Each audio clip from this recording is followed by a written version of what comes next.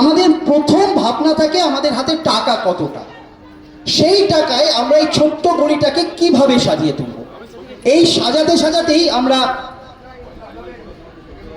আমরা এবার পৌঁছই, প্রতি বছরই পুজো শেষ হয়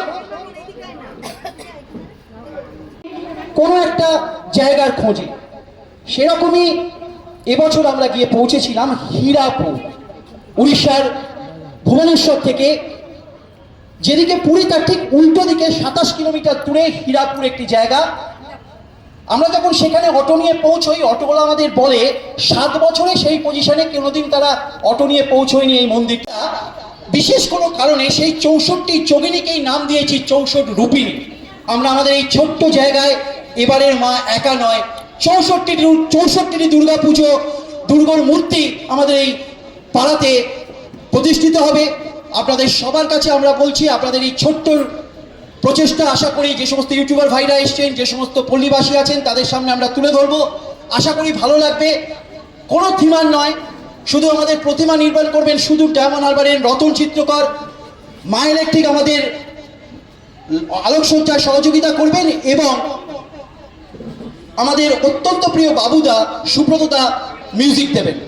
আমাদের এবছরের ভাবনা 64 যোগিনী, একটি রূপ নয়। আমাদের থিমে দেখেছেন এবার মা একা নয়, 64 রূপে এই নেপাল ভট্টাচার্য স্ট্রিট ক্লাবে প্রতিষ্ঠিত। ধন্যবাদ।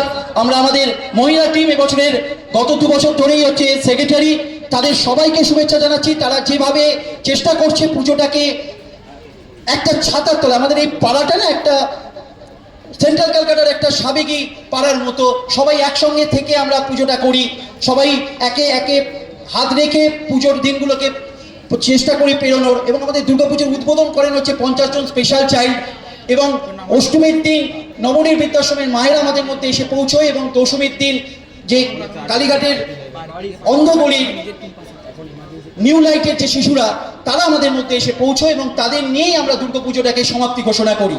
আপনাদের ইউটিউবার সমস্ত ভাইদের, মিডিয়ার সমস্ত ভাইদের আমরা ধন্যবাদ জানাচ্ছি আমাদের এই ছোট্ট গলিতে আজকের খুঁটি পুজোতে আসার জন্য। এবং চতুর্থীর দিন আমাদের উদ্বোধন হবে, সেদিন আপনারা আসুন, আমরা আপনাদের সামনে 64 রূপিণী মায়ের রূপকে তুলে ধরব। ধন্যবাদ। বন্ধুরা, এই মুহূর্তে দেখছো কালীঘাটের নেপাল ভট্টাচার্য স্ট্রিট ক্লাবের পুজোর খুঁটি পুজো। অসামান্য পুজোটি হয়েছিল, আর এই হচ্ছে কিন্তু সামনের খুঁটি। আর এই ছোট্ট পরিসরের মধ্যেই নেপাল ভট্টাচার্য স্ট্রিট ক্লাব খুব সুন্দর একটি পুজো কিন্তু এই দক্ষিণ কলকাতার এই অঞ্চলের মধ্যে উপহার দেয়।